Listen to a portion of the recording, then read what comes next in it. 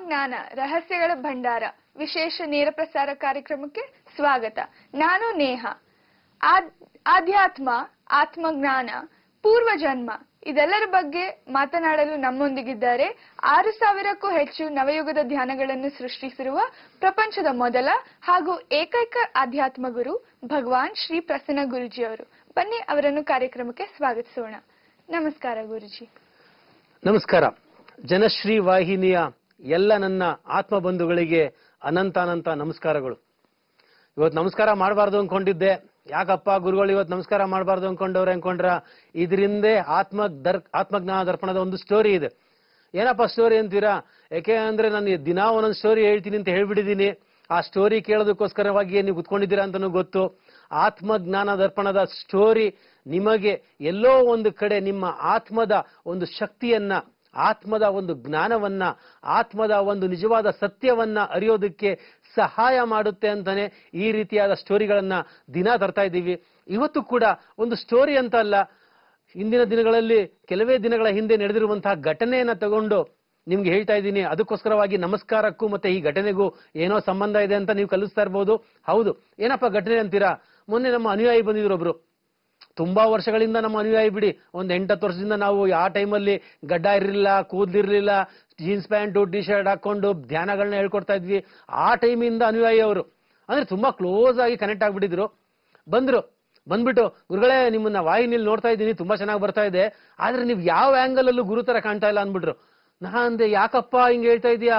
ಯಾವ ಆಂಗಲ್ ಅಲ್ಲೂ ಗುರು ತರ ಕಾಣ್ತಾ ಇಲ್ಲ ಅಂದ್ರೆ ನಾನು ಇನ್ನೇನಪ್ಪ ಮಾಡ್ಲಿ? ಗಡ್ಡ ಬೆಳೆಯೋದಕ್ಕೆ ಬಿಟ್ಟಿದ್ದೀನಿ, ಬೆಳೀತಿಲ್ಲ. ಕೂದಲು ಬೆಳೆಯೋದಕ್ಕೆ ಬಿಟ್ಟಿದ್ದೀನಿ, ಬೆಳೀತಿಲ್ಲ. ನಾನು ಇನ್ನೇನ್ ಮಾಡ್ಲಪ್ಪ ಅಂದ್ರೆ ಅದ್ರದ್ದೆಲ್ಲ ಹೇಳ್ತಾ ಇರೋದು, ಗಡ್ಡ ಕೂದಲು ಬಗ್ಗೆ ಮಾತಾಡ್ತಾ ಇಲ್ಲ.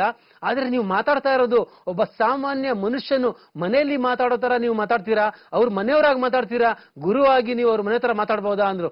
ನಾನು ಅವಾಗಂದೆ, ನಾನ್ ಗುರು ಅಲ್ಲ, ನಾನು ಇಲ್ಲಿ ಬಂದಿರೋದು ಕಲಿಯೋದಕ್ಕೆ, ಪರಮಾತ್ಮನ ಒಂದು ಛಾಯೆಯಲ್ಲಿ, ಪರಮಾತ್ಮನ ಒಂದು ಅನುಗ್ರಹದಲ್ಲಿ, ಪರಮಾತ್ಮನ ಒಂದು ಆಶೀರ್ವಾದದಲ್ಲಿ ದಿನಾಗ್ಲೂ ನಾನು ಒಂದೊಂದು ಲೆಸನ್ನ ಕಲಿತಾ ಇದ್ದೀನಿ. ಈಗಲೂ ಕೂಡ ನಾನು ಕುತ್ಕೊಂತಿದ್ದೀನಿ ವಾಹಿನಿಯಲ್ಲಿ ಅಂದ್ರೆ ಅಲ್ಲಿ ನಾನು ಪಾಠ ಹೇಳೋದಕ್ಕೆ ಬಂದಿಲ್ಲ, ಎಲ್ಲೋ ಒಂದು ಕಡೆ ಕಲಿಯೋದಕ್ಕೆ ಬಂದಿದ್ದೀನಿ. ಅದಕ್ಕೋಸ್ಕರವಾಗಿ ನಾನು ಈ ಕೆಲಸ ಮಾಡ್ತಾ ಇದ್ದೀನಿ ಅಂದಾಗ ಸ್ವಲ್ಪ ಒಂದ್ಸತಿ ಯೋಚನೆ ಆಯ್ತು. ನಾನು ಇದೆಲ್ಲ ಹೇಳಾದ ನಂತರ ಇವಂಗೆ ಅರ್ಥ ಆಯ್ತೋ ಇಲ್ಲೋ ಅಂತ. ನೋಡಪ್ಪ, ನೀನ್ ಹೇಳಿದ್ಯಾ ಅಂತ ಹೇಳಿ ಮುಂದಿನ ದಿನಗಳಲ್ಲಿ ನಾನು ವಾಹಿನಿಗೆ ಹೋದ್ರೆ ಎಲ್ಲರಿಗೂ ನಾನು ನಮಸ್ಕಾರವನ್ನು ಯಾವ ತರ ಮಾಡ್ತೀನಿ ಅಂದ್ರೆ, ನಮಸ್ಕಾರ ನಿಮ್ಮ ಪ್ರೀತಿಯ ಶಿಷ್ಯ ಮಾಡುವಂತ ನಮಸ್ಕಾರ ಅಂತ ಹೇಳ್ತೀನಿ ಅಂತ ತಕ್ಷಣ ಅವ್ನಿಗೆ ಆಶ್ಚರ್ಯ ಆಯ್ತು. ಗುರುಗಳೇ ಹಿಂಗ್ ಹೇಳ್ಬೇಡಿ ನೀವು ಅಂದ. ನೋಡು, ಈ ಮುಂದಿನ ದಿನಗಳಲ್ಲಿ ನಮ್ಮ ಕರ್ನಾಟಕದ ಜನ ನನಗೆ ಪಾಠ ಕಲಿಸ್ತಾ ಇದ್ದಾರೆ, ಇನ್ನೂ ಕಲಿಸ್ತಾ ಇದ್ದಾರೆ, ಅವರೆಲ್ಲ ನಮ್ಮ ಗುರುಗಳಾಗಿದ್ದಾರೆ, ಅವರಿಗೆ ನಮಸ್ಕಾರ ಮಾಡೋದು ನನ್ನ ಧರ್ಮ ಅಂತ ಹೇಳಿ ನಾನು ಇನ್ನು ಮುಂದಿನ ದಿನಗಳಲ್ಲಿ ನಿಮ್ಮ ಪ್ರೀತಿಯ ಶಿಷ್ಯ ನಿಮ್ಮ ಮನೆಗೆ ಬಂದು ನಮಸ್ಕಾರ ಮಾಡ್ತಾವನೆ ಅಂತ ಇದ್ದೀನಿ. ಇವತ್ತು ಆ ದಿನ ಬಂದಿದೆ, ನಿಮ್ಮ ಪ್ರೀತಿಯ ಶಿಷ್ಯ ನಿಮ್ಮ ಮನೆಗೆ ಬಂದು ನಮಸ್ಕಾರ ಮಾಡ್ತಾ ಇದ್ದಾನೆ. ಇನ್ನು ಮುಂದಿನ ದಿನಗಳಲ್ಲಿ ನಾನು ಶಿಷ್ಯನಾಗಿರ್ತೀನಿ ಅಂತ ಯಾಕೆ ಹೇಳ್ತಾ ಇದ್ದೀನಿ ಅಂದ್ರೆ, ನಿಮ್ಮಲ್ಲೂ ಒಂದು ಶಿಷ್ಯನ ಭಾವನೆಯನ್ನ ಮೂಡಿಸ್ಲಿಕ್ಕೆ, ಒಂದು ಶಿಷ್ಯನ ಒಂದು ನಿಜವಾದ ಸತ್ಯವನ್ನ ಅಥವಾ ಸತ್ವವನ್ನ ಜಾಗೃತಿಗೊಳಿಸಲಿಕ್ಕೆ ಮಾಡ್ತಾ ಇರುವಂತಹ ಒಂದು ವಿಭಿನ್ನವಾದ ಪ್ರಯತ್ನ.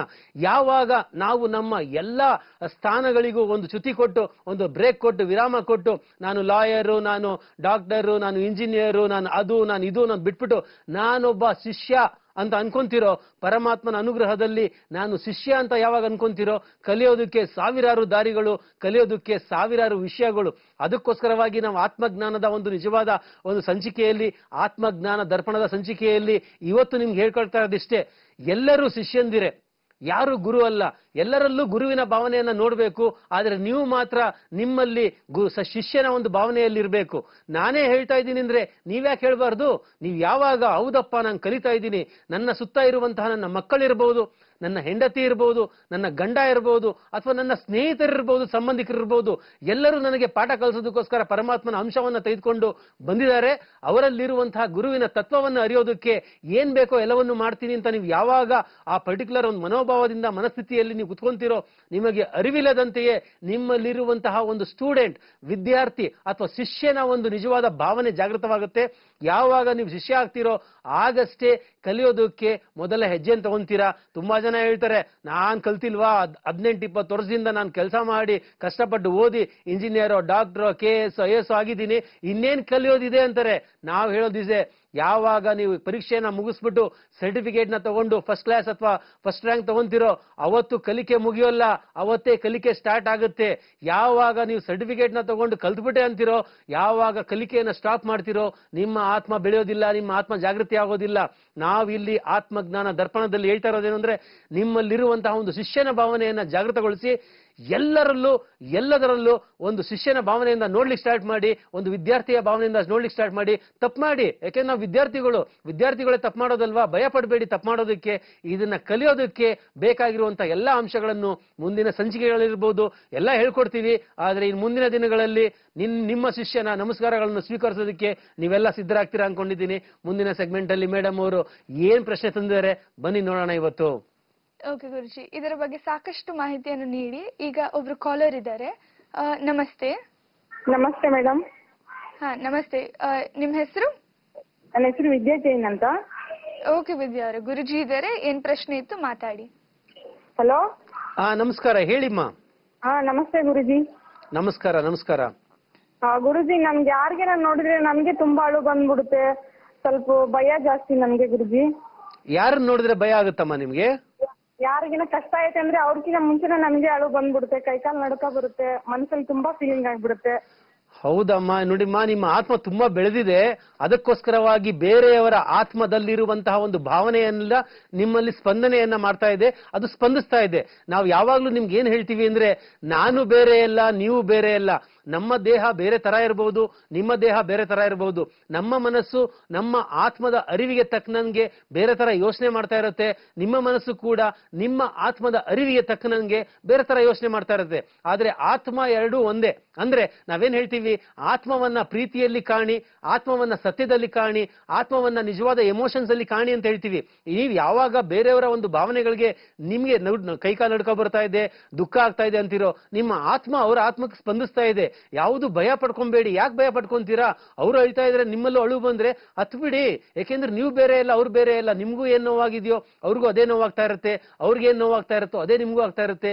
ನಾವಿಲ್ಲಿ ಹೇಳ್ಕೊಡ್ತಾ ಇರೋದಿಷ್ಟೇ, ನಿಮ್ಮಲ್ಲಿ ಆ ತರದ ಭಾವನೆ ಬಂದಾಗ ಆ ಮನುಷ್ಯನಿಗೆ ಒಂದು ನಮಸ್ಕಾರವನ್ನ ಮಾಡಿ ನಿಮ್ಮಲ್ಲಿರುವಂತಹ ಒಂದು ಭಾವನೆಯನ್ನ ಜಾಗೃತಿಗೊಳಿಸ್ಲಿಕ್ಕೆ ಆ ಮನುಷ್ಯ ಸಹಾಯ ಮಾಡಿದಾನೆ. ನಮಸ್ಕಾರ ಮಾಡಿ ಆ ಪೇನ್ ಅಥವಾ ಆ ನೋವಿನಲ್ಲಿ ಸ್ವಲ್ಪ ದಿನ ಇರಿ, ಏನೂ ಮಾಡಬೇಡಿ. ಅಯ್ಯೋ ಯಾಕಪ್ಪ ಬೇಕು, ನಾನೆಂದು ಕಳ್ಬೇಕು, ಯಾರೋ ಪಕ್ಕದ ಮನೆಯವ್ರು ಸತ್ತೋಗ್ಬಿಟ್ರೆ ನಾನೇ ಯಾಕೆ ಕಳ್ಬೇಕು ಅನ್ನೋದಕ್ಕೆ ಹೋಗ್ಬೇಡಿ. ಸಾವು ಅನ್ನೋದು ನೋವು ಅನ್ನೋದು ಎಲ್ಲರಿಗೂ ಒಂದೇನೆ. ಅವ್ರಿಗೆ ಬಂದಿದೆ ನಾಳೆ ನನ್ಗೆ ಬರ್ಬೋದು. ಅದಕ್ಕೋಸ್ಕರ ನಾವೇನ್ ಹೇಳ್ತೀವಿ, ಅವರ ನೋವಲ್ಲಿ ನಿಮ್ಮ ನೋವನ್ನ ಕಾಣಿ, ಆ ನೋವಿನಿಂದ ಹೊರಗಡೆ ಬರೋದಕ್ಕೆ ಆತ್ಮಜ್ಞಾನದ ನಿಜವಾದ ಒಂದು ಜ್ಞಾನವನ್ನ ಪಡೀರಿ. ಆ ನೋವಿನಲ್ಲಿ ಇದ್ದಾಗ ಮಾತ್ರ ಆ ನೋವಿನಿಂದ ಹೊರಗಡೆ ಬರ್ತೀರಾ. ತುಂಬಾ ಜನ ಏನ್ ಮಾಡ್ತಾರೆ, ಯಾರೋ ಅಳ್ತಾ ಇದ್ದಾರೆ, ಯಾರಿಗೋ ನೋವಾಯ್ತು, ಯಾರೋ ದುಃಖದಲ್ಲಿದ್ದಾರೆ ಅಂದ್ರೆ ಬೆನ್ನನ್ನ ತೋರಿಸಿ ಓಡೋಗೋ ಅಂತ ಜನರೇ ಜಾಸ್ತಿ. ಆದ್ರೆ ನಿಮ್ಗೆ ಅದೆಲ್ಲ ಆಗ್ತಾ ಇಲ್ಲ ಅಂದಾಗ ಸಂತೋಷ ಆಗ್ತಾ ಇದೆ. ಏನಾದ್ರೂ ಆ ತರದ ನೋವು ನಿಮ್ಮಲ್ಲಿ ಆಗಿ ಅಳು ಬಂದ್ರೆ ಹತ್ ಬಿಡಿ. ಮುಂದಿನ ದಿನಗಳಲ್ಲಿ ನೀವು ಅಳೋದಿಲ್ಲ, ಚಿಂತೆ ಮಾಡಬೇಡಿ ಮಾ. ಓಕೆ, ತುಂಬಾ ಧನ್ಯವಾದಮ್ಮ. ಈಗ ಇನ್ನೊಬ್ರು ಕಾಲರ್ ಇದ್ದಾರೆ ಗುರುಜಿ, ಬನ್ನಿ ಅವರನ್ನು ಮಾತಾಡ್ಸೋಣ. ಹಲೋ ನಮಸ್ತೆ. ಹಲೋ. ಹಾ ನಮಸ್ತೆ ಮಾ, Hello. ಏನ್ ನಿಮ್ಮ ಹೆಸರು? ಸುವರ್ಣಮ್ಮ ಅಂತ್ರಿ ನನ್ನ ಹೆಸರು. ನಂಗೆ ಹೌದಾ? ಸಮಾಧಾನ Okay. ಇದೆ, ಒಟ್ಟು ಬಹಳ ಟೆನ್ಷನ್. ಯಾವಾಗೂ ಧ್ಯಾನ ಮಾಡಕ್ ಕೂತು ಬರೀ ವಿಚಾರ ಬರ್ತಾವ. ಅದಕ್ಕೆ ಅವ್ರ ಆಶೀರ್ವಾದ ತಗೋಬ್ರಿ. ಅವ್ರು ಎಲ್ಲಿ ಸಿಗ್ತಾರೆ ಭೇಟಿ ಆಗ್ಬೇಕಂದ್ರೆ? ನೀವ್ ಮಾತಾಡ್ಬೋದು ಅವ್ರ ಜೊತೆ. ನಮಸ್ಕಾರಮ್ಮ, ನಾವು ಕೇಳಿದ್ವಿ ತುಂಬಾ ಟೆನ್ಷನ್ ಅಲ್ಲಿ ಇದ್ದೀರಾ ಅನ್ಸುತ್ತೆ. ಧ್ಯಾನ ಮಾಡಕ್ ಹೋದ್ರೆ ಧ್ಯಾನ ಮಾಡ್ಲಿಕ್ಕೆ ಆಗಲ್ಲ ಅಂತ ಹೇಳ್ತಾ ಇದ್ದೀರಾ. ಹೌದು. ನೀವು ಧ್ಯಾನ ಎಲ್ಲ ಮಾಡ್ಲಿಕ್ಕೆ ಹೋಗ್ಬೇಡಿ. ಇದು ಯಾವ ತರ ಅಂದ್ರೆ, ನಿದ್ದೆ ಮಾಡ್ಲಿಕ್ಕೆ ಹೋದ್ರೆ ನಿದ್ದೆ ಬರ್ತಾ ಇಲ್ಲ ಅಂತ ಹೇಳ್ತಿರಲ್ಲ, ಆ ತರ ಆಗ್ಬಿಡುತ್ತೆ. ಧ್ಯಾನ ಮಾಡ್ಲಿಕ್ಕೆ ಹೋಗ್ಬೇಡಿ. ನಿದ್ದೆ ಗುಳಿಗೆ ದಿನ ತಗೊಂತೇನ್ರಿ ಅಪ್ಪು ಗುರುಜಿ. ನಾನು ನಿದ್ದಿನ ಬರಂಗಿಲ್ರಿ. ನಾವು ನಿಮ್ಗೆ ಹೇಳೋದೇನು ಅಂದ್ರೆ, ನಿಮ್ಗೆ ಇಷ್ಟವಾದ ಕೆಲಸವನ್ನು ಮಾಡಿ, ಅದೇ ಧ್ಯಾನದ ಒಂದು ಕ್ರಿಯೆ. ಯಾವಾಗ ನೀವು ಇಷ್ಟಪಟ್ಕೊಂಡು ನಿಮ್ಮ ದೇಹ ಮನಸ್ಸು ಮತ್ತೆ ಆತ್ಮದನ್ನ ಒಂದು ಮಾಡ್ಕೊಂಡು ಆ ಕೆಲಸದಲ್ಲಿ ತೊಡಗ್ತಿರೋ, ನೀವು ಧ್ಯಾನದ ಕ್ರಿಯೆಯಲ್ಲಿ ಇರ್ತೀರಾ. ಡೈರೆಕ್ಟ್ ಆಗಿ ಧ್ಯಾನವನ್ನ ಮುಟ್ಲಿಕ್ಕೆ ಹೋಗ್ಬೇಡಿ ಅಥವಾ ಧ್ಯಾನವನ್ನ ಮಾಡ್ಲಿಕ್ಕೆ ಹೋಗ್ಬೇಡಿ. ಯಾಕೆಂದ್ರೆ ಎಲ್ಲೋ ಒಂದ್ ಕಡೆ ಏನಾಗುತ್ತೆ, ಆ ಧ್ಯಾನ ಮಾಡಕ್ ಹೋದಾಗ ಆ ಧ್ಯಾನ ಮಾಡುವಂತಹ ಒಂದು ಮನಸ್ಥಿತಿ ಇರುತ್ತಲ್ಲ, ಅದು ಕಲುಷಿತವಾಗ್ಬಿಟ್ಟಿರುತ್ತೆ. ಆ ಮನಸ್ಸೇ ನಿಮ್ಗೆ ಬಿಡೋದಿಲ್ಲ. ತುಂಬಾ ಜನ ಹೇಳ್ತಾರೆ, 2 ನಿಮಿಷ ಕುತ್ಕೊಳಕ್ಕಾಗಲ್ಲ ಗುರುಗಳೇ, ಧ್ಯಾನ ಹೆಂಗ್ ಮಾಡ್ಲಿ ಅಂತ. ಕುತ್ಕೊಂಡ್ರೆ ಸಾಕು, ತಲೆ ಕೆರೆತ, ಮೈ ಕೈ ಕೆರೆತ ಎಲ್ಲ ಬಂದ್ಬಿಡುತ್ತೆ ಅಂತ. ಅದಕ್ಕೆ ನಾವು ನಿಮ್ಗೆ ಹೇಳೋದೇನು ಅಂದ್ರೆ, ಯಾವಾಗ ದೇಹ ಮನಸ್ಸು ಮತ್ತೆ ಆತ್ಮ ಒಂದಾಗಿರುತ್ತೋ ಅದು ಧ್ಯಾನದ ಕ್ರಿಯೆಯಲ್ಲಿರುತ್ತೆ. ಇಷ್ಟವಾಗಿರೋದನ್ನ ಫಸ್ಟ್ ಸ್ಟಾರ್ಟ್ ಮಾಡಿ, ಆ ನಂತರ ಇನ್ನು ಮುಂದಿನ ದಿನಗಳಲ್ಲಿ ನೀವು ಬೇಡ ಬೇಡ ಬೇಡ ಅಂದ್ರೂ ಧ್ಯಾನ ಯಾವ ತರ ಮಾಡೋದು ಅಂತ ನಾವು ನಿಮ್ಗೆ ಹೇಳ್ಕೊಡ್ತೀವಿ. ಇವತ್ತು ನಿಮ್ಗೆ ಹೇಳ್ಕೊಡ್ತಾ ಇರೋದಿಷ್ಟೇ. ಮುದ್ರೆ, ಯಾವುದಾದ್ರೂ ಒಂದು ಕೈಯಲ್ಲಿ ಮುದ್ರೆಯನ್ನ ಇಟ್ಕೊಳ್ಳಿ. ಬೆಳಿಗ್ಗೆಯಿಂದ ಸಂಜೆವರೆಗೂ ಏನೇ ಮಾಡ್ತಾ ಇರಿ, ಯಾವುದಾದ್ರೂ ಒಂದು ಕೈಯಲ್ಲಿ ಮುದ್ರೆನ ಇಟ್ಕೊಂಡು ಕೆಲಸವನ್ನ ಮಾಡಿ. ಅದಾದ ನಂತರ ಮೌನವನ್ನ ವಹಿಸಿ. ಯಾವಾಗ ಮೌನವನ್ನು ವಹಿಸ್ತೀರೋ ನಿಮಗೆ ಅರಿವಿಲ್ಲದಂತೆಯೇ ನಿಮ್ಮ ಯೋಚನೆಗಳಿಂದ ಹೊರಗಡೆ ಬರುವಂತಹ ಒಂದು ನಿಜವಾದ ಉಪಾಯ ಸಿಗುತ್ತೆ. ನಿಮ್ಮಲ್ಲಿ ನೀವು ಒಂದಾಗೋದಕ್ಕೆ ಪರಮಾತ್ಮ ಕೊಡ್ತಾ ಇರೋ ಒಂದು ದಾರಿ ಅನ್ಕೊಳ್ಳಿ. ಎಷ್ಟೇ ಕಷ್ಟ ಆದ್ರೂ ಪರವಾಗಿಲ್ಲ, ಎಷ್ಟೇ ಯೋಚನೆಗಳು ಬಂದ್ರೂ ಪರವಾಗಿಲ್ಲ, ಚಿಂತೆ ಪಡಬೇಡಿ. ಮೌನ ಮತ್ತೆ ಮುದ್ರದಲ್ಲಿರಿ. ಇನ್ನು ಸ್ವಲ್ಪ ದಿನಗಳ ನಂತರ ಈ ಚಾನೆಲ್ ಅನ್ನ ನೋಡ್ತಾ ಇರಿ, ಈ ಕಾರ್ಯಕ್ರಮ ನೋಡ್ತಾ ಇರಿ. ನಿಮಗೆ ಅರಿವಿಲ್ಲದಂತೆಯೇ ನೀವೇ ಒಬ್ಬ ಗುರು ಆಗಿ ಸಾವಿರಾರು ಜನಕ್ಕೆ ಧ್ಯಾನದ ಬಗ್ಗೆ ಮಾಹಿತಿ ಕೊಡುವಂತ ನಿಜವಾದ ಒಂದು ಶಕ್ತಿಯನ್ನ ಪರಮಾತ್ಮ ಅನುಗ್ರಹಿಸ್ತಾ ನಿಮ್ಗೆ. ಓಕೆ ಧನ್ಯವಾದ ಕರೆ ಮಾಡಿದ್ದಕ್ಕೆ. ಈಗ ಗುರುಜಿ ಅವರು ಶ್ರೀರಕ್ಷಾ ಕವಚ ಎಂಬ ಕಾರ್ಯಕ್ರಮವನ್ನು ವಿತರಣೆಗೆ ಹಮ್ಮಿಕೊಂಡಿದ್ದಾರೆ. ಇದು ಸ್ಥಳ ನೋಡೋದಾದರೆ ಚಾಲೆಂಜಿಂಗ್ ಡಾನ್ಸ್ ಇನ್ಸ್ಟಿಟ್ಯೂಟ್, ಚಂದ್ರ ಲೇಔಟ್, ಬಸ್ ಡಿಪೋ ಪಕ್ಕ, ಬೆಂಗಳೂರಿನಲ್ಲಿರುತ್ತೆ. ದಿನಾಂಕ 14/5/17 ಅಂದ್ರೆ ನಾಳೆ ಸಂಜೆ 5ರಿಂದ 6ರವರೆಗೆ. ಮೊದಲು ಬಂದವರಿಗೆ ಆದ್ಯತೆ. ಆತ್ಮಜ್ಞಾನ ರಹಸ್ಯಗಳ ಭಂಡಾರ ಕಾರ್ಯಕ್ರಮದಲ್ಲಿ ಒಂದು ಪುಟ್ಟ ವಿರಾಮ.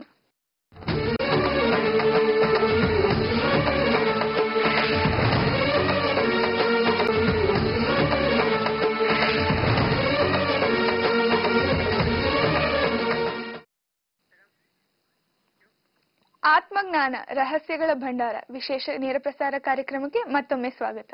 ಓಕೆ ಗುರುಜಿ, ಈಗ ಮತ್ತೊಬ್ರು ಕಾಲರ್ ಇದ್ದಾರೆ, ನಟರಾಜ್ ಅಂತ. ನಮಸ್ತೆ ನಟರಾಜ್ ಅವರೇ, ಹೇಳಿ. ನಮಸ್ತೆ ಮೇಡಮ್. ಗುರುಜಿ ಇದ್ದಾರೆ, ನಿಮ್ ಹತ್ರ ಏನ್ ಪ್ರಶ್ನೆ ಇತ್ತು ಕೇಳಿ. ನಮಸ್ಕಾರ, ಹೇಳಿ ನಟರಾಜ್ ಅವರೇ. ನಮಸ್ಕಾರ ಗುರುಜಿ. ನಮಸ್ಕಾರ. ಬಟ್ ಈಗ ಒಂದು 10 ವರ್ಷದಿಂದ ನಾನು ಎಷ್ಟು ದುಡಿದ್ರು ಸಹ ₹1 ಸಂಪಾದನೆ ಮಾಡಕ್ಕಾಗ್ತಿಲ್ಲ ಗುರುಜಿ. ಎಷ್ಟು ಮಾಡಿದ್ರು ಫುಲ್ ಏನ್ ಮಾಡಿದ್ರು ಕೈ ಹೊತ್ತಿಲ್ಲ, ಏನೂ ಇಲ್ಲ ಮೇಡಮ್ ಗುರುಜಿ. ನೋಡಿ, ಏನ್ ಕೆಲಸ ಮಾಡ್ತಾ ಇದೀರಾ ನಟರಾಜ್ ಅವರೇ? ನೀವು ಕಾರ್ಪೆಂಟರ್ ಆಗಿದ್ದೀರಾ. ತುಂಬಾ ಸಂತೋಷ ಆಗುತ್ತೆ. ನೀವು ಕಾರ್ಯಕ್ರಮ ನೋಡ್ತಾ ಇದ್ದೀರಾ ಅಂದಾಗ ಏನಾಗುತ್ತೆ, ಆತ್ಮಜ್ಞಾನಿಗಳು ಯಾವ ರೀತಿ ಯಾರ್ಯಾರಿದ್ದಾರೆ ಅಂತ ಗೊತ್ತಿಲ್ಲ. ನೀವು ಕಾರ್ಪೆಂಟರ್ ಅಂತ ಹೇಳ್ತಾ ಇದ್ದೀರಾ, ಚಿಂತೆ ಮಾಡಬೇಡಿ. ಆತ್ಮಜ್ಞಾನದ ವಿಷಯ ನಿಮ್ಗೆ ಹೋಗ್ತಾ ಇದೆ ಅಂದ್ರೆ ಆಗ್ಲೇ ಜ್ಞಾನ ಬೆಳೀತಾ ಇದೆ ಅಂತ. 10 ವರ್ಷದಿಂದ ಕೆಲಸ ಮಾಡ್ತಾ ಇದ್ದೀರಾ, ಕೈಗತ್ತಾ ಇಲ್ಲ ಅಂದ್ರೆ ಏನಾಗುತ್ತೆ ಅಂದ್ರೆ ನಿಮ್ಮಲ್ಲಿರುವಂತಹ ಒಂದು ನಕಾರಾತ್ಮಕ ಶಕ್ತಿ ಆ ದುಡಿಮೆಯನ್ನ ತೆಗೆದುಕೊಂಡು ಹೋಗಿ ಎಲ್ಲೋ ಬೀಳಿಸ್ತಾ ಇರುತ್ತೆ ಅಂತ ಚಿಂತೆ ಮಾಡೋ ಅವಶ್ಯಕತೆ ಇಲ್ಲ. ಇನ್ನು ಮುಂದಿನ ದಿನಗಳಲ್ಲಿ ಯಾವ ರೀತಿ ಈ ನೆಗೆಟಿವ್ ಎನರ್ಜಿನ ಸ್ಟಾಪ್ ಮಾಡೋದು, ಯಾವ ರೀತಿ ನೀವು ದುಡಿದಿರೋ ಅಂತ ಹಣವನ್ನ ನಿಮ್ಮಲ್ಲೇ ಶೇಖರಣೆ ಮಾಡ್ಕೊಳೋದು, ಇದಕ್ಕೆ ಬೇಕಾಗಿರುವಂತ ಎಲ್ಲಾ ಅಸ್ತ್ರಗಳು, ತತ್ವಗಳು ಎಲ್ಲವನ್ನ ಕೊಡ್ತೀವಿ. ನಾಳೆ ಶ್ರೀರಕ್ಷಾ ಕವಚ ಪ್ರೋಗ್ರಾಮ್ ಇರುತ್ತೆ. ಫ್ರೀಯಾಗಿ ಶ್ರೀರಕ್ಷಾ ಕವಚವನ್ನ ವಿತರಣೆ ಮಾಡ್ತಾ ಇದ್ದೀವಿ. ಅದರಲ್ಲಿರುವಂತಹ ಒಂದು ಪಾಸಿಟಿವ್ ಎನರ್ಜಿ ಇರ್ಬೋದು, ಅದು ನಿಮ್ಮ ಲೈಫ್ ಅಲ್ಲಿ ಕಟ್ಕೊಳ್ಳಿ. ಏನಾದ್ರು ಪ್ರಾಬ್ಲಮ್ ಇದ್ರೆ ಸಾಲ್ವ್ ಆಗುತ್ತೆ. ಮುಂದಿನ ದಿನಗಳಲ್ಲಿ ಯಾವ ರೀತಿ ಬೇಕಾದ ಜ್ಞಾನ ಇದಕ್ಕೆ, ಆ ಜ್ಞಾನವನ್ನ ಕೊಡೋದಕ್ಕೆ ನಾವು ಸಿದ್ಧರಿರ್ತೀವಿ. ಈ ಕಾರ್ಯಕ್ರಮನ ನೋಡೋದನ್ನ ಮರೆಯಬೇಡಿ. ಮುಂದಿನ ದಿನಗಳಲ್ಲಿ ಎಲ್ಲವೂ ಸಂಪೂರ್ಣವಾಗಿ ಯಶಸ್ವಿಯಾಗಿ ನಡೆಯೋ ತರ ಏನ್ ಬೇಕೋ ಎಲ್ಲವನ್ನು ನಾವು ಕೊಡೋದಕ್ಕೆ ಸಿದ್ಧರಿದ್ದೇವೆ. ಓಕೆ, ತುಂಬಾ ಧನ್ಯವಾದ ನಟರಾಜ್ ಅವರ ಕರೆ ಮಾಡಿದ್ದಕ್ಕೆ. ಗುರುಜಿ, ಈಗ ಇನ್ನೊಬ್ರು ಕಾಲರ್ ಇದ್ದಾರೆ, ಶಾಂತಮ್ಮ ಅಂತ. ನಮಸ್ತೆ, ಹೇಳಿಮಾ. ಹಲೋ. ನಮಸ್ತೆ. ನಮಸ್ತೆ ರೀ. ಗುರುಜಿ ಇದ್ದಾರೆ, ಅದೇನು ಕೇಳಿ. ಗುರುಜಿ ಅವರಿದ್ದಾರೆ. ನಮಸ್ತೆ, ಹೇಳಿಮಾ. ನಮಸ್ತೆ, ಹೇಳಿ. ಆರೋಗ್ಯ ಬಗ್ಗೆ ಕೇಳೋದಿತ್ರಿ. ಏನಾಗಿದೆ ನಿಮ್ಮ ಆರೋಗ್ಯದಲ್ಲಿ? ನಮಗೆ ಒಟ್ಟು ಆರಾಮ ಉಳಿವಲ್ತ್ರಿ. ಹೌದಾ? ಓಕೆ, ಎಷ್ಟು ವಯಸ್ಸಮ್ಮ ನಿಮ್ಗೆ? ನನಗೆ 53 ರೀ. ಇಲ್ಲಿ ಏನಾಗುತ್ತೆ ಅಂದ್ರೆ ನಿಮ್ಮಲ್ಲಿರುವಂತಹ ಒಂದು ಆತ್ಮದ ಶಕ್ತಿ ಯಾವಾಗ ಕಡಿಮೆ ಆಗುತ್ತೋ ಆಗ ದೇಹದ ಮೇಲೆ, ಒಂದು ಆರೋಗ್ಯದ ಮೇಲೆ ಪರಿಣಾಮ ಬೀರುತ್ತೆ. ನಾವು ಅದಕ್ಕೋಸ್ಕರವಾಗಿ ನಾವು ನಿಮ್ಗೆ ಏನ್ ಹೇಳ್ತೀವಿ ಅಂದ್ರೆ, ನಿಮ್ಮ ಆತ್ಮವನ್ನ ಕಾಪಾಡಿಕೊಳ್ಳುವಂತಹ ಒಂದು ಜವಾಬ್ದಾರಿ ನಿಮ್ಮದು. ಆ ಆತ್ಮವನ್ನ ಯಾವಾಗ ಕಾಪಾಡ್ಕೊಳ್ತೀರೋ ಅದರಲ್ಲಿರುವಂತಹ ಶಕ್ತಿ ನಿಮ್ಮ ದೇಹದಲ್ಲಿರ್ಬೋದು, ನಿಮ್ಮ ಮನಸ್ಸಿನಲ್ಲಿರ್ಬೋದು, ಕರೆಕ್ಟ್ ಆಗಿ ಫ್ಲೋ ಆಗುತ್ತೆ ಮತ್ತೆ ಕಾಪಾಡುತ್ತೆ ನಿಮ್ಮ ಆರೋಗ್ಯವನ್ನ. ನಿಮ್ಗೆ ಏನಾದ್ರು ಸಮಸ್ಯೆ, ಈ ತರದ ಆರೋಗ್ಯದ ಸಮಸ್ಯೆ ಇದೆ ಅಂದ್ರೆ ಮುಂದಿನ ದಿನಗಳಲ್ಲಿ ಯಾವಾಗ್ಲಾದ್ರೂ ಬೆಂಗಳೂರು ಕಡೆ ಬಂದಾಗ ಏನಾಗುತ್ತೆ, ನಿಮ್ಗೆ ಮಂತ್ರ ದೀಕ್ಷೆಯನ್ನ ಕೊಡ್ತೀವಿ ಉಚಿತವಾಗಿ. ಆ ಮಂತ್ರ ದೀಕ್ಷೆಯನ್ನ ಪಡೆದು ಆ ಮಂತ್ರವನ್ನ ಜಪವನ್ನ ಮಾಡೋಕ್ ಸ್ಟಾರ್ಟ್ ಮಾಡಿದಾಗ ನಿಮ್ಮ ಸುತ್ತ ಇರುವಂತಹ ಒಂದು ನಕಾರಾತ್ಮಕ ಶಕ್ತಿ ಅದು ಕಡಿಮೆ ಆಗುತ್ತೆ. ಯಾವಾಗ ನಕಾರಾತ್ಮಕ ಶಕ್ತಿಗಳು ನಿಮ್ಮ ಆತ್ಮದ ಶಕ್ತಿಯನ್ನ ತಿನ್ನೋದಿಲ್ವೋ ಆಗ ನಿಮಗೆ ಅರಿವಿಲ್ಲದಂತೆ ನಿಮ್ಮ ಆತ್ಮದ ಶಕ್ತಿ ಜಾಗೃತವಾಗುತ್ತೆ. ಯಾವಾಗ ಆತ್ಮದ ಶಕ್ತಿ ಜಾಗೃತವಾಗಿ ಯಾವಾಗ ತುಂಬಾ ಹೈಯರ್ ಲೆವೆಲ್ಗೆ ಬೆಳೆಯುತ್ತೋ ಆಗ ಆರೋಗ್ಯದಲ್ಲಿ ಸುಧಾರಣೆ ಖಂಡಿತ ಕಾಣ್ತೀರಾ. ಮುಂದಿನ ದಿನಗಳಲ್ಲಿ ಫ್ರೀ ಇದ್ರೆ ಬೆಂಗಳೂರಿಗೆ ಬಂದಾಗ ಬನ್ನಿ, ಶ್ರೀರಕ್ಷಾ ಕವಚವನ್ನ ತೆಗೆದುಕೊಳ್ಳಿ, ಮಂತ್ರ ದೀಕ್ಷೆಯನ್ನ ಪಡೆಯಿರಿ. ಇದನ್ನ ತಗೊಂಡು ಜೀವನದಲ್ಲಿ ಆರಾಮಾಗಿರೋದಕ್ಕೆ ಏನ್ ಬೇಕೋ ಎಲ್ಲವನ್ನು ಮಾಡಿ ಮಾ. ಓಕೆ ಮಾ, ತುಂಬಾ ಧನ್ಯವಾದ ಕರೆ ಮಾಡಿದ್ದಕ್ಕೆ. ಈಗ ಗುರುಜಿ, ಈಗ ನಾವು ಸಾಮಾನ್ಯ ಮನುಷ್ಯರು ಧ್ಯಾನವನ್ನು ಮಾಡಲು ತುಂಬಾ ಕಷ್ಟ ಅಂತ ಅಂತೀವಿ. ಏನಕ್ಕೆ ಈ ತರ ಆಗುತ್ತೆ? ಹೌದೌದು, ಯಾಕೆಂದ್ರೆ ಧ್ಯಾನ ಅಂದ್ರೆ ಸಾಕು ಓಡೋಗ್ತಾರೆ ಜನ. ಅಯ್ಯೋ ಬೇಡಪ್ಪ ಈ ಗುರುಗಳು ಸವಾಸನೆ ಬೇಡ, ಧ್ಯಾನ ಧ್ಯಾನ ಧ್ಯಾನ ಅಂತಾರೆ. ಅದ್ ಯಾಕೆ ಧ್ಯಾನ ಮಾಡ್ಬೇಕು, ಏನ್ ಯೂಸು ಅಂತ ಓಡಾಕ್ತಾ ಇರ್ತಾರೆ. ಅವ್ರನ್ನ ಏನ್ ಅನ್ಕೊಂತಾರೆ, ಈ ಧ್ಯಾನ ಮಾಡೋದೆಲ್ಲ ಸಾಫ್ಟ್ವೇರ್ ಇಂಜಿನಿಯರ್ಗಳು, ಧ್ಯಾನ ಮಾಡೋದೆಲ್ಲ ಬರೀ ತಲೆಯಲ್ಲಿ ತುಂಬಾ ಏನಂತಾರೆ ಯೋಚನೆಗಳನ್ನ ಇಟ್ಕೊಂಡು ಡಿಪ್ರೆಷನ್ಗೆ ಹೋಗಿರೋರು, ಟೆನ್ಷನ್ ಅಲ್ಲಿ ಇರೋರು, ಅವ್ರಿಗೆ ಮಾತ್ರ ಈ ಧ್ಯಾನ, ನಮಗಲ್ಲ ಅಂತ ಹೇಳಿ ಸಾಮಾನ್ಯ ಮನುಷ್ಯ ಏನ್ ಮಾಡ್ತಾನೆ, ಬೆನ್ನನ್ನ ತೋರಿಸ್ತಾನೆ. ಒಂದ್ ಅರ್ಥ ಮಾಡ್ಕೊಳ್ಳಿ, ಧ್ಯಾನ ಅಂದ್ರೆ ನಿಮ್ಮಲ್ಲಿ ನೀವು ಒಂದಾಗೋದಕ್ಕೆ ಮಾಡ್ತಾ ಇರುವಂತಹ ಒಂದು ನಿಜವಾದ ಪ್ರಯತ್ನ. ಜನ ಕೇಳ್ತಾರೆ, ನಾವು ಯಾವಾಗ್ಲೂ ಒಂದಾಗಿದ್ದೀವಿ ಗುರುಗಳೇ, ನಮ್ಗೆ ಯಾಕೆ ಬೇಕು ಧ್ಯಾನ, ಆರಾಮಾಗಿದ್ದೀವಿ, ಬೆಳಿಗ್ಗೆ ಹೋಗ್ತೀವಿ ಕೆಲಸ ಮಾಡ್ತೀವಿ, ಸಾಯಂಕಾಲ ಬರ್ತೀವಿ ಕೆಲಸ ಮಾಡ್ತೀವಿ ಮನೆಯಲ್ಲಿ, ಆಮೇಲೆ ಆರಾಮ ಮನ್ಕೊಂತೀವಿ, ತಿರ್ಗಾ ಕೆಲಸ ಮಾಡ್ತೀವಿ ಅಂತೀವಿ. ನಾವಿಲ್ಲಿ ಹೇಳೋದಿಷ್ಟೇ, ಕೆಲಸ ಮಾಡೋ ಟೈಮಲ್ಲಿ ಮನೆ ಬಗ್ಗೆ ಏನಾರು ಯೋಚನೆ ಬರುತ್ತಾ ಅಂದಾಗ ಅವ್ರು ಯೋಚನೆ ಮಾಡ್ತಾರೆ, ಹೌದು ಗುರುಗಳೇ ಕೆಲಸ ಮಾಡಕ್ ಹೋದಾಗ ಮನೆ ಬಗ್ಗೆ ಯೋಚನೆ ಇರುತ್ತೆ ಅಂತ. ಮನೆಗ್ ಬಂದಾಗ ಕೆಲಸದ ಬಗ್ಗೆ ಯೋಚನೆ ಬರುತ್ತಾ ಅಂದ್ರೆ, ಹೌದು ಗುರುಗಳೇ ಮನೆಗ್ ಬಂದಾಗ ಕೆಲಸದ ಬಗ್ಗೆ ಯೋಚನೆ ಬರುತ್ತೆ ಅಂತಾರೆ. ಆಮೇಲೆ ಸುಮ್ನೆ ಕೂತಿದ್ದಾಗ ಭಯ, ನೋವು, ನಾಳಿನ ಚಿಂತೆ ಬರುತ್ತಾ ಅಂದ್ರೆ, ಹೌದು ಗುರುಗಳೇ ನೀವು ಹೇಳ್ತಾ ಇರೋದು 100% ಸರಿ, ಇವೆಲ್ಲ ಬರುತ್ತೆ ಅಂತ ಹೇಳ್ತಾರೆ. ನಾವಿಲ್ಲಿ ಹೇಳ್ತಾ ಇರೋದಿಷ್ಟೇ, ಇವೆಲ್ಲ ಯಾಕೆ, ಕೆಲಸ ಮಾಡೋ ಟೈಮಲ್ಲಿ ಕರೆಕ್ಟಾಗಿ ಕೆಲಸ ಮಾಡಿದ್ರೆ, ಮನೇಲಿರೋ ಟೈಮಲ್ಲಿ ಕರೆಕ್ಟಾಗಿ ಮನೇಲಿದ್ರೆ ನಿಮ್ಗೆ ಯಾವುದು ಯೋಚನೆಗಳೇ ಇರೋದಿಲ್ಲ. ಧ್ಯಾನ ಅಂದ್ರೆ ನೀವು ಮಾಡುವಂತಹ ಕೆಲಸದಲ್ಲಿ 100% ನಿಮ್ಮ ಏನಂತಾರೆ ಆತ್ಮದ ಶಕ್ತಿಯನ್ನ ಯೂಸ್ ಮಾಡಿಕೊಂಡು ಅದರಲ್ಲಿ ಒಂದಾಗಿ ಆ ಕೆಲಸದಲ್ಲಿ ಬೇಕಾಗಿರುವಂತಹ ನಿಜವಾದ ಒಂದು ರಿಸಲ್ಟ್ ಅನ್ನ ಪಡೆಯೋದು. ಆ ರಿಸಲ್ಟ್ ಅನ್ನ ಪಡಿತಾ ಪಡಿತಾ ಏನಾಗುತ್ತೆ, ಜ್ಞಾನ ಬೆಳೆಯುತ್ತೆ. ಧ್ಯಾನ ಮಾಡಿದಾಗ ಜ್ಞಾನ ಬೆಳೆಯುತ್ತೆ. ಜ್ಞಾನ ಬೆಳೆದಾಗ ಇನ್ನೂ ಜಾಸ್ತಿ ಜ್ಞಾನವನ್ನ ಅರ್ಜನೆ ಮಾಡಿಕೊಳ್ಳುವಂತಹ ಒಂದು ನಿಜವಾದ ಉದ್ದೇಶ ನಿಮ್ಮಲ್ಲಿ ಶುರುವಾಗುತ್ತೆ. ಯಾವಾಗ ಧ್ಯಾನ ಮಾಡಲ್ವೋ ಏನ್ ಮಾಡ್ತೀರಾ, ಬೇರೆ ಯೋಚನೆ ಮಾಡ್ತಾ ಇರ್ತಾರೆ. ಏನ್ ಯೋಚನೆ ಅಂದ್ರೆ, ಅಯ್ಯೋ ಮಗಳು SLC ಪಾಸ್ ಆದ್ಲು, ಯಾವ ಕಾಲೇಜ್ ಸೇರ್ಸ್ಲಪ್ಪ, ಯಾಕೆಂದ್ರೆ ಜ್ಞಾನನೇ ಇರೋದಿಲ್ಲ ಯಾವ ಕಾಲೇಜ್ ಸೇರಿಸ್ಬೇಕು ಅಂತ. ಅದಾದ್ಮೇಲೆ ಕಾಲೇಜ್ ಸೇರ್ಸಿದ್ರೆ ಮಗಳು ಮದ್ವೆ ಮಾಡ್ಬೇಕಲ್ಲಪ್ಪ, ಹೆಂಗಪ್ಪ ಮಾಡೋದು, ಬರೀ ಈ ಯೋಚನೆಯಲ್ಲಿ ಏನಾಗುತ್ತೆ, ನಮ್ಮ ಅರ್ಧ ಆಯಸ್ಸು, ಅರ್ಧ ಜೀವನ, ಅರ್ಧ ಆತ್ಮದ ಶಕ್ತಿ ಬರೀ ಬೇಡದೇ ಇರೋದಕ್ಕೆ ಯೂಸ್ ಆಗ್ತಾ ಇರುತ್ತೆ. ಯಾವಾಗ ನಮ್ಮ ಶಕ್ತಿ ಈ ತರದ ಯೋಚನೆಗಳಿಗೆ ಸುಮ್ಮನೆ ಹೋಗ್ತಾ ಇರುತ್ತೋ ನಾವು ಧ್ಯಾನದ ಕ್ರಿಯೆಯಲ್ಲಿ ಇಲ್ಲ ಅಂತ ಅರ್ಥ. ಇದಕ್ಕೋಸ್ಕರವಾಗಿ ನಾವೇನ್ ಹೇಳ್ತೀವಿ, ಈ ಶಕ್ತಿಯನ್ನ ಕಟ್ ಮಾಡಿ ಏನೇನ್ ಟೈಮಲ್ಲಿ ಏನೇನ್ ಮಾಡಬೇಕು ಎಲ್ಲವನ್ನೂ ಮಾಡುವಂತಹ ಸಾಮರ್ಥ್ಯವನ್ನ ಪರಮಾತ್ಮ ನಿಮ್ಗೆ ಕೊಟ್ಟಿದ್ದಾನೆ. ಅದನ್ನ ಯೂಸ್ ಮಾಡಿಕೊಂಡು, ಧ್ಯಾನವನ್ನ ಯೂಸ್ ಮಾಡಿಕೊಂಡು ಮುಂದೆ ಹೋಗಿ ಯಶಸ್ವಿ ಜೀವನ ನಡೆಸೋದಕ್ಕೆ ಏನ್ ಬೇಕು ಎಲ್ಲವನ್ನು ಮಾಡಿ. ಓಕೆ ಗುರುಜಿ, ಇದ್ರ ಬಗ್ಗೆ ಸಾಕಷ್ಟು ಮತ್ತೊಮ್ಮೆ ಮಾತಾಡೋಣ. ಈಗ ಒಬ್ರು ಕಾಲರ್ ಇದ್ದಾರೆ. ನಮಸ್ತೆ ಅಶೋಕ್ ಅವರೇ, ಹೇಳಿ. ಮೇಡಮ್, ನಾವು ಅಶೋಕ್ ಅಂತ ಮೈಸೂರಿಂದ. ಓಕೆ, ಗುರುಜಿ ಅವರಿದ್ದಾರೆ, ನಿಮ್ಮ ಹತ್ರ ಏನ್ ಪ್ರಶ್ನೆ ಇದೆ ಕೇಳಿ. ನಮಸ್ಕಾರ, ಹೇಳಿ ಅಶೋಕ್ ಅವರೇ. ಅದೇ ನಮ್ಗೆ ಏನು ಇಲ್ಲ, ಸ್ವಲ್ಪ ಎಲ್ಲ ಯಾವ್ದೋ ದುಡ್ಡುಗಳು ಬರ್ತಾ ಇಲ್ಲ ಕೆಲಸ ಮಾಡಿರೋದು ಆ ತರ. ಓಕೆ, ಇಲ್ಲಿ ಒಂದ್ ಅರ್ಥ ಮಾಡ್ಕೊಬೇಕು ಅಶೋಕ್ ಅವರೇ, ಜನ ಫೋನ್ ಮಾಡಿ ಗುರುಗಳು ಸಿಕ್ಬಿಟ್ರೆ ಸಾಕು, ಗುರುಗಳೇ ದುಡ್ಡು ಬರ್ತಾ ಇಲ್ಲ ಅಂದ್ರೆ ಗುರುಗಳು ಒಂದು ಆಶೀರ್ವಾದ ಮಾಡಿ ಯಾವ್ದೋ ಮಂತ್ರ ಕಳಿಸ್ಬಿಡ್ತಾರೆ. ಆ ಮಂತ್ರ ಹೇಳ್ಬಿಟ್ರೆ ಯಾರೋ ಸಾಲ ತಗೊಂಡೋಗಿರೋನು ಮನೆ ಹತ್ರ ಬಂದು ತಗೊಳಪ್ಪ ತಗೊಳಪ್ಪ ಅಂತ ಕೊಟ್ಬಿಡ್ತಾರೆ ಅಂತ ಜನ ಯೋಚನೆ ಮಾಡಿದ್ದಾರೆ. ನಾವಿಲ್ಲಿ ಹೇಳ್ತಾ ಇರೋದಿಷ್ಟೇ, ಮೊದಲು ನೀವು ಮಾಡಿರುವಂತ ಕೆಲಸದಲ್ಲಿ ತಪ್ಪು ಮಾಡಿರ್ತೀರಾ, ಇಟ್ಟಿರುವಂತ ಹೆಜ್ಜೆಯಲ್ಲಿ ತಪ್ಪಿಟ್ಟಿರ್ತೀರಾ. ಅವಾಗ ಏನಾಗಿರುತ್ತೆ, ಯಾರೋ ತಗೊಂಡೋಗ್ಬಿಟ್ಟಿರ್ತಾರೆ, ಅವ್ನ್ ಸ್ಮಾರ್ಟ್, ಅವ್ನ್ ನಿಮ್ಕಿನ್ನ ಜ್ಞಾನಿ, ಅವ್ನ್ ಮೋಸ ಮಾಡೋದನ್ನೇ ಸಾಧನೆಯನ್ನಾಗಿ ಮಾಡ್ಕೊಂಡು ಮೋಸ ಮಾಡಕ್ ಕೊಟ್ಟಿದ್ದಾನೆ. ಅವನೊಬ್ಬ ಅಂತ ಹೇಳ್ತಿಲ್ಲ, 10 ಜನರಲ್ಲಿ 5 ಜನ ಈ ತರದ ಒಂದು ನಿಜವಾದ ಒಂದು ಮೋಸದ ಚಿಂತನೆಯಲ್ಲಿ ಜೀವನ ಮಾಡ್ತಾ ಇದ್ದಾರೆ. ಈ 5 ಜನಕ್ಕೆ ನಾವೆಲ್ಲ ಬಲಿ ಆಗ್ತಾ ಇದ್ದೀವಿ, ನೀವು ಕೂಡ ಒಬ್ರು. ಈಗ ಆಗಿದ್ದಾಗ್ಬಿಟ್ಟಿದೆ, ಏನ್ ಮಾಡೋದು ಗುರುಗಳೇ ಅಂತ ಕೇಳ್ಬಿಟ್ಟಿದ್ದೀರಾ. ಪರಮಾತ್ಮನ ಅನುಗ್ರಹ ಆಗಿದೆ, ಪ್ರೇರಣೆ ಆಗಿದೆ. ನಾವಿಲ್ಲಿ ಹೇಳೋದಿಷ್ಟೇ, ಈಗ ಕೊಟ್ಬಿಟ್ಟಿದ್ದೀರಾ. ಏನ್ ಮಾಡ್ಬೇಕು, ನೀವು ನಿಮ್ಮ ಆತ್ಮದಲ್ಲಿ ಕುತ್ಕೊಂಡು ನಿಮ್ಮ ಆತ್ಮದ ಶಕ್ತಿಯನ್ನ ವೃದ್ಧಿ ಮಾಡ್ಕೊಳ್ಳಿ. ನಿಮ್ಮ ಪ್ರಯತ್ನವನ್ನ ಮಾಡಿ, ದುಡ್ಡು ಕೊಡಪ್ಪ ಅಂತ ಕೇಳಬೇಡಿ ಅಂತ ಹೇಳ್ತಾ ಇಲ್ಲ. ಪ್ರಯತ್ನವನ್ನ ಮಾಡಿ ನಿಮ್ಮ ನಕಾರಾತ್ಮಕ ಶಕ್ತಿಯ ಕರ್ಮಗಳ ರೂಪದಲ್ಲಿ ನಿಮ್ಗೆ ಒಂದು ಪಾಠವನ್ನ ಕಲಿಸ್ತಾ ಇದೆ. ಈ ಪಾಠವನ್ನು ಕಲಿತ್ರೆ ಮುಂದಿನ ದಿನಗಳಲ್ಲಿ ಆರಾಮಾಗಿರ್ತೀರಾ. ಇಲ್ಲ ಅಂದ್ರೆ ಮತ್ತೆ ಮತ್ತೆ ಈ ತರದ ಜನ, ಸಿಕ್ಕಾಪಟ್ಟೆ ಜನ ಬಂದು ಮೋಸ ಮಾಡ್ತಾನೆ ಇರ್ತಾರೆ. ನಿಮ್ಮ ಪ್ರಶ್ನೆಗೆ ಅನುಸಾರವಾಗಿ ಎಲ್ಲ ಆತ್ಮ ಬಂಧುಗಳಿಗೆ ನಾನು ಹೇಳೋದಿಷ್ಟೇ, ಮೋಸ ಮಾಡೋನ್ಕಿನ್ನ ಮೋಸ ಹೋಗೋವಂದೇ ತಪ್ಪು ಜಾಸ್ತಿ ಅಂತ. ನೀವು ಮೋಸ ಹೋಗೋದಕ್ಕೆ ಹೋಗ್ಬೇಡಿ.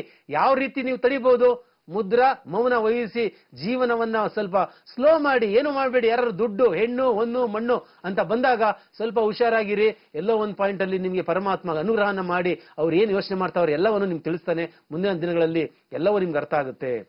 ಓಕೆ ಗುರುಜಿ, ಈಗ ಧ್ಯಾನ ಮತ್ತು ಪೂರ್ವ ಜನ್ಮಕ್ಕೆ ಏನಾದರೂ ಸಂಬಂಧ ಇದೆಯಾ ಗುರುಜಿ? 100%. ಯಾಕೆಂದ್ರೆ ಈಗಾಗಲೇ ತುಂಬಾ ಜನ ಫೋನ್ ಮಾಡ್ತಾ ಇದ್ದಾರೆ, ಏನಂತ, ಯಾರೋ ಮೋಸ ಮಾಡ್ಬಿಟ್ರು, ಆರೋಗ್ಯ ಸರಿ ಇಲ್ಲ, ಎಲ್ಲೋ ಬಿದ್ದೋಗ್ಬಿಟ್ಟಿದೀನಿ, ಏನು ಕೆಲಸ ಕೈಗತ್ತಾ ಇಲ್ಲ ಅಂತ.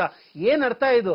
ನಾವು ಮಾಡಿರುವಂತಹ ಕೆಲಸಗಳಲ್ಲಿ ಎಲ್ಲೋ ಒಂದು ಪಾಯಿಂಟ್ ಅಲ್ಲಿ ಚ್ಯುತಿ ಅಂದ್ರೆ ಎಲ್ಲೋ ತಪ್ಪು ನಡೆದಿರುತ್ತೆ, ಎಲ್ಲೋ ಅಜ್ಞಾನಿಗಳಾಗ್ಬಿಟ್ಟಿರ್ತೀವಿ. ಈಗ ಜ್ಞಾನಿಗಳಾಗುವಂತಹ ಒಂದು ಪರಿಸ್ಥಿತಿ ನಿರ್ಮಾಣ ಆಗಿದೆ. ಪೂರ್ವ ಜನ್ಮ ಅಂದ್ರೆ ಏನು? ನಿನ್ನೆ ಏನೇನಾಗಿರುತ್ತೋ ಅದನ್ನೆಲ್ಲ ನಾವು ಪೂರ್ವ ಜನ್ಮ ಅಂತ ಹೇಳ್ತೀವಿ, ಪಾಸ್ಟ್ ಲೈಫ್ ಅಂತ. ಏನ್ ಕಳ್ದೋಗಿರುತ್ತೋ ಅದೆಲ್ಲ ಪಾಸ್ಟ್, ಏನ್ ಇದೆಯೋ ಇದು ಪ್ರೆಸೆಂಟ್, ಏನ್ ಇಲ್ವೋ ಅದನ್ನ ಹುಡುಕೋದೆ ಫ್ಯೂಚರ್. ಈ ಪಾಸ್ಟ್ ಲೈಫ್ ಮತ್ತೆ ಧ್ಯಾನಕ್ಕೆ ಏನ್ ಪ್ರಾಬ್ಲಮ್ ಅಪ್ಪ ಅಂದ್ರೆ, ಧ್ಯಾನವನ್ನ ಮಾಡಿದಾಗ ಏನಾಗುತ್ತೆ, ನಮ್ಮ ಹಿಂದಿನ ಜನ್ಮಗಳಲ್ಲಿ ಹಿಂದಿನ ದಿನಗಳಲ್ಲಿ ಏನೇನು ನಡೆದಿರುತ್ತೋ ಅವೆಲ್ಲ ಬರುತ್ತೆ. ಅದನ್ನೆಲ್ಲ ನೋಡಿ ಯಾವಾಗ ನೋಡಲ್ವೋ, ಏನ್ ನೋಡಿರಲ್ವೋ ಅದು ಮತ್ತೆ ಮತ್ತೆ ಫ್ಯೂಚರ್ ಅಲ್ಲಿ ಮತ್ತೆ ಮತ್ತೆ ಬೇರೆ ಬೇರೆ ರೀತಿಯಲ್ಲಿ ಬರುತ್ತೆ. ಅಂದ್ರೆ ಇವತ್ತು ಯಾರೋ ಸ್ನೇಹಿತ ಮೋಸ ಮಾಡಿರ್ಬೋದು, ನಾಳೆ ದಿನ ಸಂಬಂಧಿಕರು ಮೋಸ ಮಾಡ್ತಾರೆ, ಎಲ್ಲ ಆದ್ಮೇಲೆ ನಮ್ ಗಂಡನೇ ಮೋಸ ಮಾಡ್ಬಿಡ ಗುರುಗಳೇ ಅಂತ ಕೆಲವರು ಹೇಳ್ತಾರೆ, ನಮ್ ಹೆಂಡತಿನೇ ಮೋಸ ಮಾಡ್ಬಿಡ್ಲು ಗುರುಗಳೇ ಅಂತಾರೆ. ಅಂದ್ರೇನರ್ಥ, ಪರಮಾತ್ಮ ಈ ಮೋಸದ ಒಂದು ಹಾದಿಯಲ್ಲಿ ಜನರನ್ನ ಬೇರೆ ಬೇರೆ ರೀತಿಯಲ್ಲಿ ತೋರಿಸಿರ್ತಾನೆ. ಆದ್ರೆ ನಾವು ನೋಡ್ಕೊಂಡಿರಲ್ಲ, ಯಾವಾಗ ನೋಡ್ಕೊಂಡಿರಲ್ವೋ ಹಳ್ಳಕ್ ಬೀಳ್ತೀವಿ. ಧ್ಯಾನವನ್ನು ಮಾಡಿದಾಗ ನಮ್ಮಲ್ಲಿರುವಂತಹ ಪಾಸ್ಟ್ ಲೈಫಿನ ಎಲ್ಲಾ ಯೋಚನೆಗಳು ಕಾಣುತ್ತೆ. ಅದನ್ನ ನೋಡಿ, ಅದು ನೋಡಿದಾಗ ಅದು ಬಿಟ್ಟೋಗುತ್ತೆ. ಯಾವಾಗ ಬಿಟ್ಟೋಗ್ತಿರೋ ಪ್ರೆಸೆಂಟ್ ಅಲ್ಲಿ ಆರಾಮಾಗಿರ್ತೀರಾ, ಯಾವಾಗ ಆರಾಮಾಗಿರ್ತೀರೋ ಮುಂದಿನ ದಿನಗಳಲ್ಲಿ ಇನ್ನೂ ಚೆನ್ನಾಗಿರ್ತೀರಾ. ಓಕೆ ಗುರುಜಿ, ಈಗ ನಾಳೆ ನಿಮ್ಮ ಪಾಂಚಜನ್ಯ ಕಾರ್ಯಾಗಾರ ಅಂತ ಹಮ್ಮಿಕೊಂಡಿದ್ದೀರಾ, ಇದರ ಬಗ್ಗೆ ವೀಕ್ಷಕರಿಗೆ ಸ್ವಲ್ಪ ಮಾಹಿತಿ ನೀಡಿ. ಹೌದು, ಇಲ್ಲಿ ನಾವು ಬರೋದೇ ಪಾಂಚಜನ್ಯ ಕಾರ್ಯಾಗಾರದ ಬಗ್ಗೆ ಮಾತಾಡೋದಕ್ಕೆ. ಆದ್ರೆ ಕೆಲವೊಂದ್ಸತಿ ಏನಾಗ್ಬಿಡುತ್ತೆ, ಪಾಪ ಜನ ಫೋನ್ ಮಾಡ್ತಾರೆ, ಎಷ್ಟೋ ಪ್ರಶ್ನೆಗಳನ್ನ ಕೇಳ್ತಾರೆ, ಎಷ್ಟೋ ಪ್ರಾಬ್ಲಮ್ ಅಲ್ಲಿ ಇರ್ತಾರೆ. ಅವಾಗ ಏನಾಗುತ್ತೆ, ಅವ್ರಿಗೇನ್ ಬೇಕೋ ಅದನ್ನ ಮಾತಾಡಕ್ ಹೋದಾಗ ಕಾರ್ಯಾಗಾರದ ಬಗ್ಗೆ ಮರ್ದೋಗ್ಬಿಟ್ಟಿರ್ತೀವಿ. ಆದ್ರೆ ಇಲ್ಲಿ ಹೇಳಿಕ್ ಬಂದ್ರಷ್ಟೇ, ನಾಳೆ ಪಾಂಚಜನ್ಯ ಕಾರ್ಯಾಗಾರ ಇರುತ್ತೆ.